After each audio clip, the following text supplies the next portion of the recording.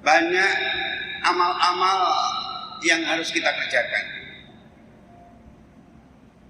Para jamaah sekalian, ini Ramadan umat Islam berpuasa saum yang ke 1443 kalinya. Berapa Pak? 1443 kalinya. Kenapa? Karena Nabi baru menjalankan ibadah saum itu pada tahun kedua Hijriah. Jadi Nabi mulai puasa saum itu umurnya 55 tahun. Yaitu ketika beliau berada di kota Madinah baru 2 tahun kemudian. Maka beliau seumur hidup saum atau berpuasa beliau itu cuma 8 kali. 8 kali berpuasa Nabi itu. Kalau kita kan sejak kecil ya. Nabi dari umur 55 tahun sampai 63 tahun selesai wafat. Begitu. Jadi Nabi tidak banyak menjalankan ibadah saum di bulan Ramadan. Cuman berapa kali Pak? Cuman 8 kali. Kalau haji, Nabi menjalankan haji berapa kali seumur hidup? Cuman 1 kali. Jadi Nabi diperintah menjalankan ibadah haji, mundur tidak dijalankan. Baru nanti dijalankan ibadah haji ketika Nabi menjelang wafat. Haji diperintah oleh Allah, tetapi tempat untuk menjalankan ibadah haji dikuasai oleh para preman. Dikuasai Abu Lahab, Abu Jahal, Abu Jahat lah.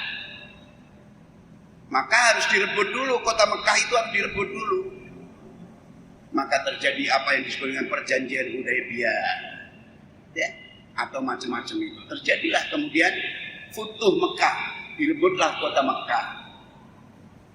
Sebab kalau kota Mekah nggak direbut, masih dikuasai mereka, nggak mungkin umat Islam bisa menjalankan ibadah haji. Masa tawaf harus melangkai berhala-berhala? Waktu itu berhala ada 360 berhala. Kira-kira kalau seluas apa 360 berhala? Pakai cor-coran semua lagi. Jadi ketika Nabi bisa merebut kota Mekah, Futuh Mekah pada tahun ke-8 Hijriah, baru dibersihkan dan lain-lain, baru bisa dipakai menjalankan ibadah haji. Maka haji yang dilakukan oleh Rasulullah dengan 110.000 umat Islam berangkat ke Mekah menjalankan ibadah haji. Sepulang dari haji, 81 hari kemudian beliau wafat. Itu disebut haji wada. Jadi haji wada itu haji pamitan. Sedangkan Nabi baru haji pada tahun itu. Tahun itu pertama kali dan tahun itu berakhir hajinya. Ketika Nabi menjalankan ibadah haji di padang Arafah, maka turun Al-Quran surat yang terakhir. Al-yawma akmaltu lakum dinakum wa atmamtu alaikum nikmati wa raditu lakumul Islam dinan. Itu ayat yang terakhir. Setelah 30 juz, ayat itu terakhir turun. Setelah ayat itu turun, nggak turun lagi sampai Nabi wafat. Walaupun ada beberapa mufassir yang mengatakan masih ada 1 ayat lagi yang turun. Berarti selama 30 juz itu dikerjakan oleh Nabi sebagai seorang Nabi. Apa cuman membutuhkan waktu 22 tahun ditambah 2 bulan ditambah 22 hari. Jadi Nabi itu nggak lama jadi Rasul, nggak lama, cuma 23 tahun lah. Padahal apa?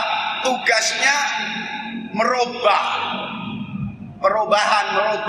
dari jahiliyah, zaman jahiliyah, manusia jahiliyah. Mereka tidak mengenal Allah, kerjanya minum-minuman keras, joget-joget, bermaksiat, bunuh-membunuh. Itu beratus-ratus bahkan beribu-ribu tahun. Tapi Nabi ketika diangkat jadi Rasul cuman butuh waktu 22 tahun ditambah 2 bulan ditambah 22 hari.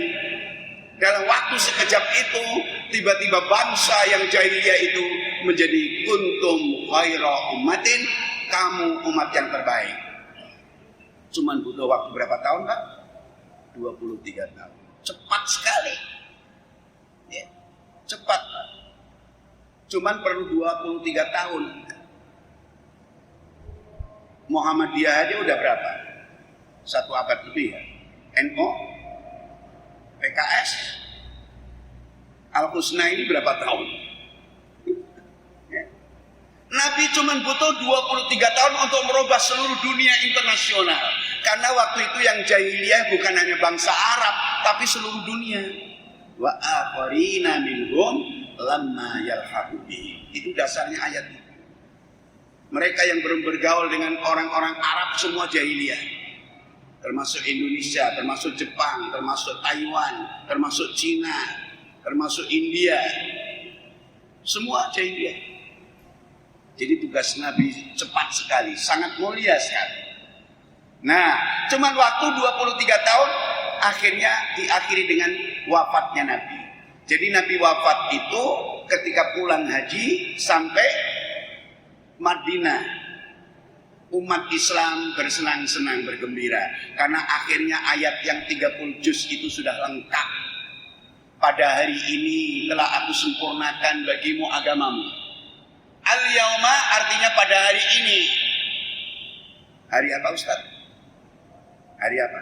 Hari ini hari apa?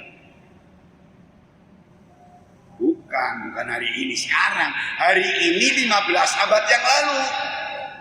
Pada hari ini telah aku sempurnakan bagimu agamamu. Telah aku cukupkan segala nikmatku untukmu. Dan aku rela Islam menjadi agamamu.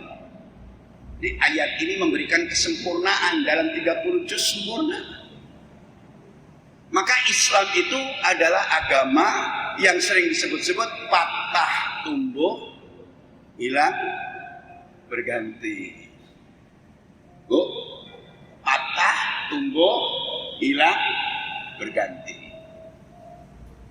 Jadi Islam itu seperti itu. Kata Bapak Muhammad Nasir, seorang Perdana Menteri pada zaman Bung Karno. Beliau pernah berpesan dengan anak-anak remaja yang ada di Masjid Al-Furqan sana. Waktu itu kebetulan saya ada di sana. Apa kata beliau? Patah tumbuh hilang berganti itu Islam. Ente harus tahu. Maksudnya apa? Sebelum patah harusnya sudah tumbuh. Sebelum hilang harus ada gantinya. Itu namanya patah tumbuh hilang berganti. Mana buktinya? Buktinya Rasulullah wafat. Wafatnya Rasulullah itu belum dikubur. Baru dimandikan, dikafankan, mau disolatkan, belum dikubur. Pemilu udah rampung, pemilu. Jadi sahabat Nabi itu sebagian ngurus jenazah Rasulullah, sebagian jadi anggota KPU. Pemilu. Dalam waktu yang secepat itu Abu Bakar kepilih menjadi kepala negara, pengganti Nabi. Maka itulah patah tumbuh hilang berganti. Sebelum patah sudah tumbuh, sebelum hilang sudah ada gantinya. Jadi Abu Bakar menjadi apa? Menjadi kepala negara mengganti Rasulullah sebelum Nabi dikubur. Ya kan? Cerita ini sering dengar, Pak. Ya paling tidak malam ini baru dengar, Pak. Ya. Jadi Nabi Muhammad SAW dikuburkan setelah Abu Bakar kepilih menjadi seorang pemimpin. Begitu para jemaah sekalian. Makanya ketika Abu Bakar berpidato dengan pidato yang pendek, ya ayuhan nas, man kana ya'budu Muhammadan fa inna Muhammadan qad mata. Man kana ya'budullah fa innallaha hayyun la yamutu. Siapa yang pernah menyembah kepada Nabi Muhammad, hari ini beliau telah meninggal dunia. Dan barang siapa yang menyembah kepada Allah, Allah tidak akan pernah mati, tidak akan pernah wafat selama-lamanya. Itu Abu Bakar pidato. Kemudian Abu Bakar membaca Al-Quran surat yang ketiga ayat 144. Imam lebih tahu. Wa ma Muhammadun illa rasulun qad khalat min qablihi rusul afa imma ta'aw qutilan qalabtum ala aqabikum wa may yanqalib ala kibaihi falan yadurrallaha syai'an wa sayajzillahu syakirin. Muhammad itu tidak lain hanyalah seorang rasul. Berlalu sudah rasul-rasul yang lain.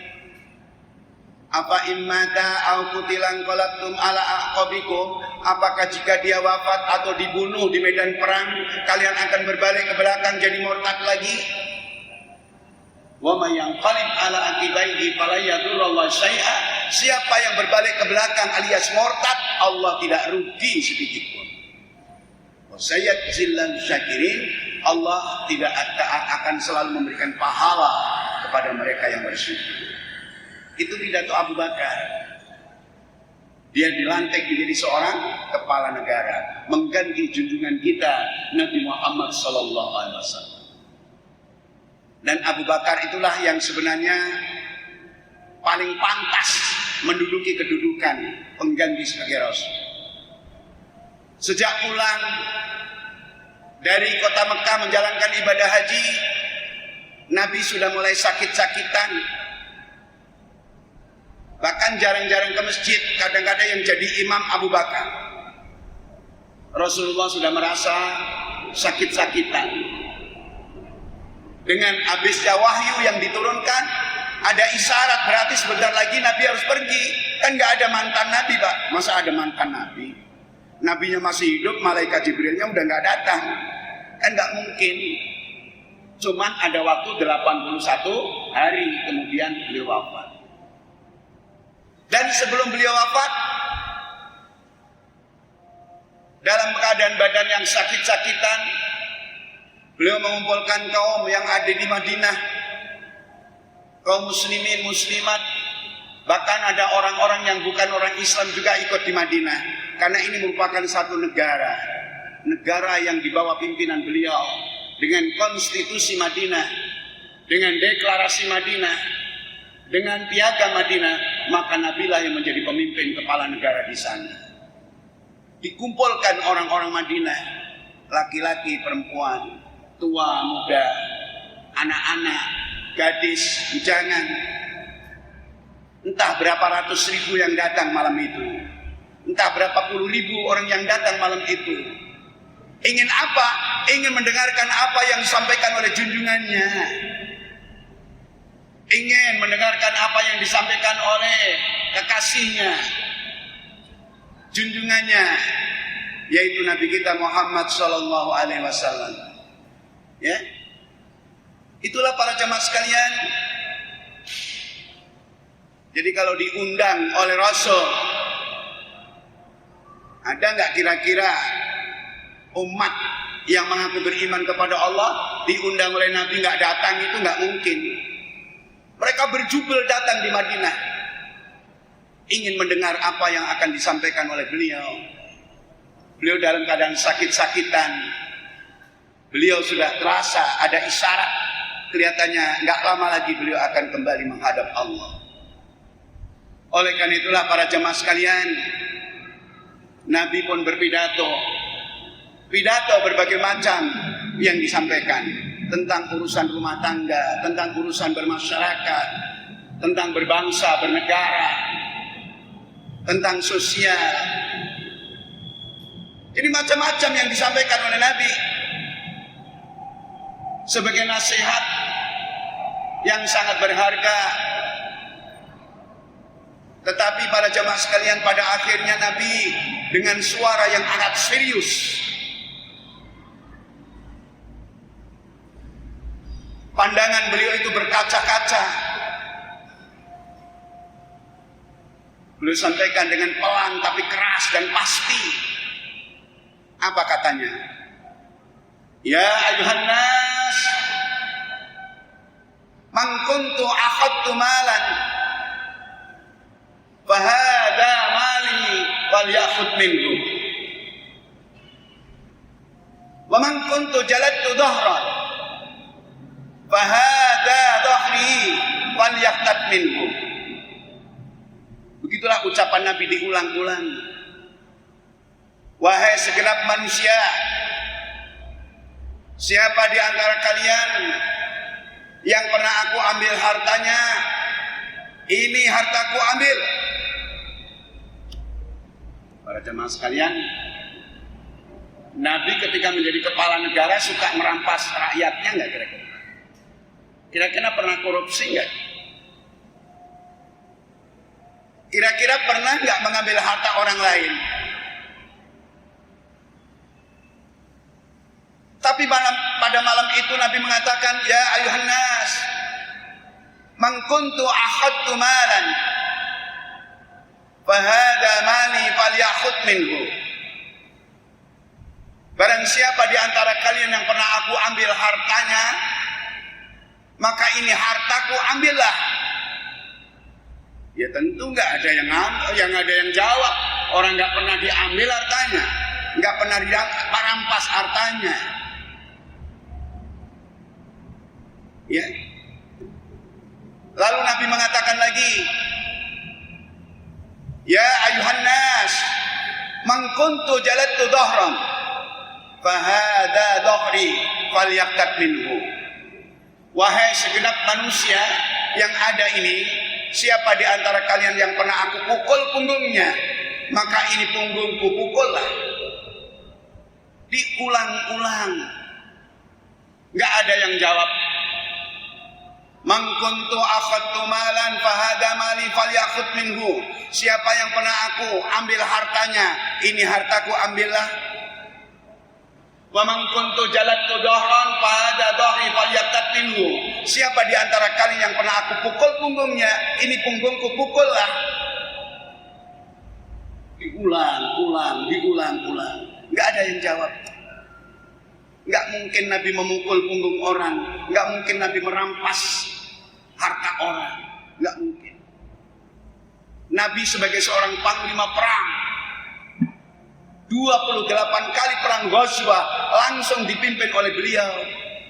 Kalau perang Syariah itu dipimpin ganti-ganti, sahabat ganti-ganti. Tapi kalau perang Ghazwah Nabi sendiri yang berperang.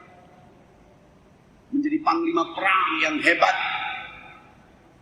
Kalau di Indonesia kan ada Jenderal Luhut. Luhut siapa?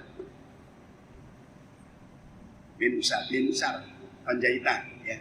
Ada juga jenderal siapa kan. Itu kira-kira perangnya berapa kali ya? Kalau Nabi itu 28 kali, kira-kira pangkatnya apa Pak? Jenderal apa itu? Tapi walaupun beliau seorang panglima perang, tidak pernah membunuh orang, tidak pernah membunuh, jangankan manusia, nyamuk pun Nabi mungkin nggak tega membunuhnya. Tapi tiba-tiba malam itu beliau bersabda, man kuntu jaladtu dhahran fahada dhahri falyaqtat minhu. Siapa di antara kalian yang pernah aku pukul punggungnya, ini punggungku pukul. Siapa yang pernah aku rampas hartanya, ini hartaku rampaslah. Akhirnya baru ada seorang laki-laki, anak muda yang umurnya belum sampai 40 tahun. Dia mengacungkan tangannya, ya Rasulullah, aku yang akan memukulmu. Semua jadi tegang. Ih, anak muda nggak sopan. Sayyidina Umar itu matanya juga seperti apa bola liar, ingin ngerekam itu anak muda, kurang ajar. Sama Nabi nggak sopan amat. Ya Rasulullah, aku yang akan memukulmu. Kata Nabi, siapa namamu? Namaku Ukasah bin Muhsin. Kenapa kamu akan memukul punggungku? Kata Nabi. Ya kan engkau yang nyuruh, siapa yang pernah aku pukul punggungnya, maka pukul punggungku ini. Akulah orang yang pernah engkau pukul ya Rasul. Tolong diingat-ingat waktu perang Uhud dulu.